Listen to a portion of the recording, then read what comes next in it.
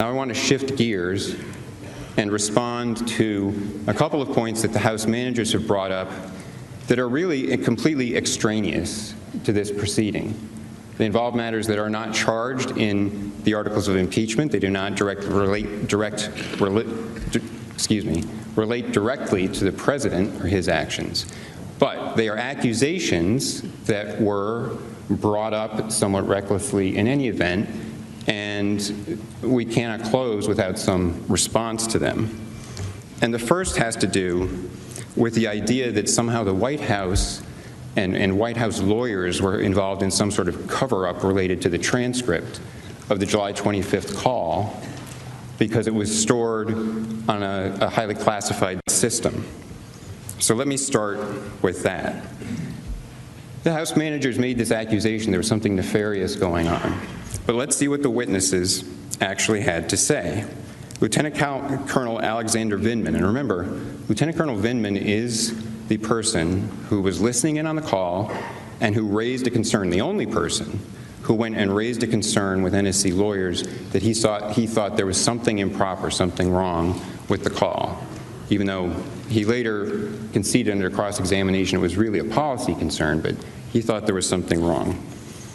And he had to say that he did not think, he said, "So I do not think there was malicious intent or anything of that nature to cover anything up." He's the one who went and talked to the lawyers.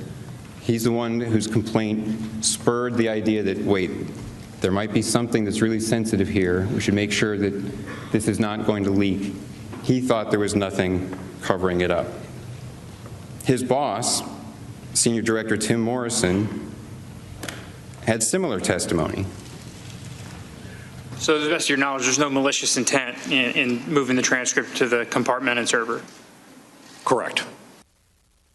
And the idea that there was some sort of cover-up is further destroyed by the simple fact that everyone who, as part of their jobs, needed access to that transcript still had access to it, including Lieutenant Colonel Vindman. Right? So the person who raises a complaint still has access to the transcript the entire time. And this is the way Mr. Morrison's testimony explained that. And even on the code word server, you had access to it? Yes. So at no point in time during the course of your official duties were you denied access to this information? Correct. Is that correct? And to your knowledge, anybody on the NSC staff that needed access to the transcript for their official duties always was able to access it, correct? People that had a need to know and a need to access it? Once it was moved to the compartmented system? Yeah. Yes. Okay. Now, as Mr. Morrison testified, he had recommended restricting access to the transcript, not because he had any concern that there was anything improper or illegal, but he was concerned about a potential leak, and as he put it, how that, quote, would play out in Washington's polarized environment, end quote, and would, quote, affect the bipartisan support our Ukrainian partners currently experience in Congress. And he was right to be concerned potentially about leaks because the Trump administration has faced national security leaks at an alarming rate. Lieutenant Colonel Vindman himself said that concerns about leaks seemed justified, and it was not unusual that something would be put in a more restricted circulation.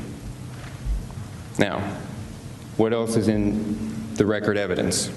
Mr. Morrison explained his understanding of how the transcript ended up on that server. I spoke with the NSC Executive Secretariat staff, asked them why, and they did their research, and they informed me it had been moved to the higher classification system at the direction of John Eisenberg, whom I then asked why. I mean, if that was the judgment he made, that's not necessarily mine to question, but I didn't understand it. And he essentially told me I gave no such direction. He did his own inquiry, and he represented back to me that it was, his understanding was that it was a kind of administrative error, that when he also gave direction to restrict access, the Executive Secretariat staff understood that as an apprehension that there was something in the content of the MEMCON that could not exist on the lower classification system. So to the best of your knowledge, there's no malicious intent in moving the transcript to the compartmented server? Correct. Everyone who knew something about it and who testified agreed there was no malicious intent. The call was still available to everyone who needed it as part of their job, and it certainly wasn't covered up or deep-sixed in some way. The president declassified it and made it public. So why we're even here talking about these accusations about a cover-up when it's a transcript that was preserved and made public is somewhat absurd.